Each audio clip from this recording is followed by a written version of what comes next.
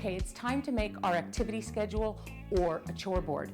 And you know, depending on how long the activity schedule is or the chores, you can make them either short or very tall. Okay, before we make the activity schedule, let me explain what it is. An activity schedule is when you take pictures of a series of events, break them down into their smaller components so that you can visually see what your child needs to do.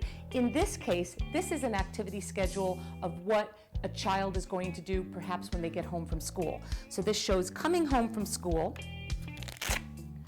going out to play, then we're going to go to our swimming lesson, and then get packed to go over to the grandparents' house. That's an example of what an activity schedule can look like.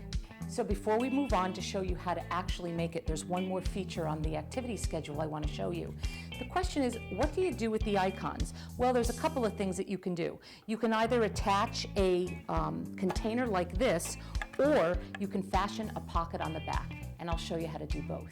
I know you already know how to take a trip to the hardware store to get the wood and all of that. We've already explained all of that. So this one, we're just going to show you what to do. Once you decide how tall you'd like it to be, obviously you cut it to that size, you're going to paint it. And you know, these are just drawer pulls. You just get those at the hardware store and attach them, one to the side, one to the top. That way, your child can either hold it this way or this way, and it makes it really easy to hang on a hook. Okay, once again, we're just going to put a piece of Velcro right down the middle. Make sure it sticks.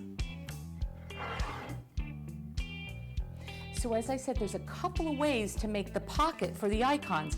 In this case, I got this at the grocery store. It actually holds seasoning packets, and it's got two little holes up here, and you take some screws, you put it in at the bottom. You didn't shut this the right way. Good. Okay.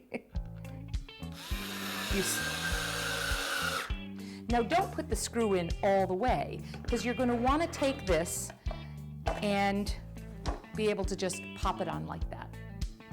And there's another way to make a pocket. I just took a piece of fabric and I ironed it into a square that was the size of the piece of wood, and I took a staple gun and stapled it around the sides, and it's a pocket. Okay. The last step is that you can take some hooks, attach them to a board that you've painted, and it makes a great way for you to hang all the activity boards up in your house or your weekly schedule.